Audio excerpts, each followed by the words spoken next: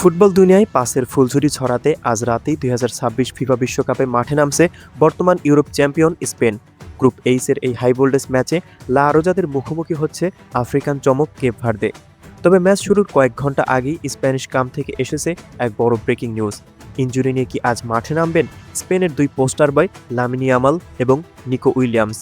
আজকের এই বিস্তারিত ভিডিওতে আমরা আলোচনা করব আমেরিকার স্থানীয় সময় এবং বাংলাদেশ সময় অনুযায়ী ঠিক কখন শুরু হবে এই ম্যাচ।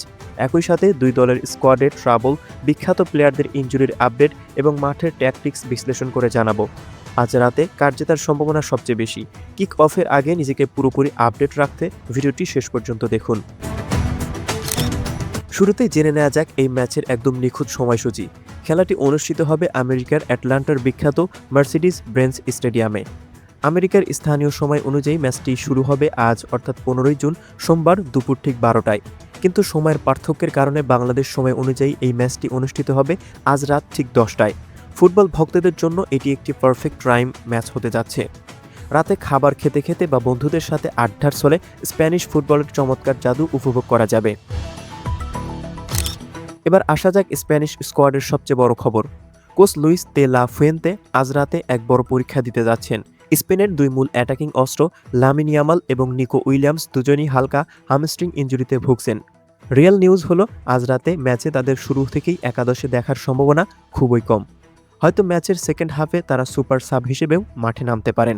তবে ইয়ামাল নিকো না থাকলেও স্পেন স্কোয়াড কতটা ভয়ঙ্কর তা তাদের মিডফিল্ড দেখলেই বোঝা যায়। মাঝ মাঠের মূল দায়িত্ব সামলাবেন বর্তমান বিশ্বের অন্যতম সেরা ডিফেন্সিভ মিডফিল্ডার রদ্রি। তার সাথে খেলা তৈরি করার জন্য থাকবেন বার্সেলোনার সেনসেশন পেদ্রি এবং ফাবিয়ান রুইজ। আর আক্রমণভাগে ইয়ামালের জায়গায় আজ খেলতে পারেন ফেরান তোরেস এবং দানি অলমা। মূল স্ট্রাইকার হিসেবে গোল করার দায়িত্বে থাকবেন ফর্মে থাকা মিকেল ওয়ারজাবাল। ডিফেন্সে বার্সার তরুণ তুর্কি পাও কুবার্সি এবং মার্ক কুকুরিয়ার উপস্থিতি স্পেনের রক্ষণভাগের লোহার দেয়ালে রূপান্তর করবে। অন্যদিকে প্রতিপক্ষ কেপ ভার্দে বা কাবো ভের্দে এবারই প্রথম ফিফা বিশ্বকাপে কোয়ালিফাই করে ইতিহাস গড়েছে। মাত্র 5 লাখ মানুষের এই ছোট্ট দেশটি কিন্তু আফ্রিকার বড় বড় জায়ান্টদের পেছনে ফেলে বিশ্বকাপে উঠে এসেছে, তাই তাদের হালকাভাবে নেওয়ার কোনো সুযোগ নেই। কেপ ভার্দে দলের সবচেয়ে বড় শক্তি হলো তাদের রক্ষণভাগের একতা। তাদের সবচেয়ে বিখ্যাত প্লেয়ার হলেন ডিফেন্ডার লোগান কস্তা, যিনি ফরাসি লিগে খেলেন। স্পেনের আক্রমণ ঠেকানোর মূল দায়িত্বে থাকবে তার কাঁধেই। আর কাউন্টার অ্যাটাকে স্পেনের ডিফেন্স ভাঙার জন্য থাকবেন তাদের অভিজ্ঞ অধিনায়ক ও winger Ryan Mendes. Cape Verde আজ মাঠে নামবে এক রক্ষণাত্মক 5-4-1 ফরমেশনে, যাতে স্পেনের পাসিং ফুটবলকে ব্লক করা যায়। তাহলে আজ রাতে ম্যাচ কার জেতার সম্ভাবনা সবচেয়ে বেশি এবং স্কোর লাইন কেমন হতে যাচ্ছে? যদি আমরা একদম বাস্তবসম্মত বিশ্লেষণ করি তবে কাগজে কলমে এই ম্যাচের ফেভারিট স্পেন। ইয়ামাল বা নিকো উইলিয়ামস শুরুতে না খেললেও স্পেনের যে পাসিং ভিশন এবং রদ্রি পেদ্রির যে মিডফিল্ডার নিয়ন্ত্রণ, তার সামনে কেপ ভার্দের ডিফেন্স 90 মিনিট ধরে রাখা প্রায় অসম্ভব। কেপ ভার্দে চাইবে ম্যাচটি গোলশূন্য রেখে ড্র করতে, কিন্তু স্পেনের হাই প্রেসিং গেমের কারণে তারা খুব বেশি সময় বল পায়ে রাখতে পারবে না।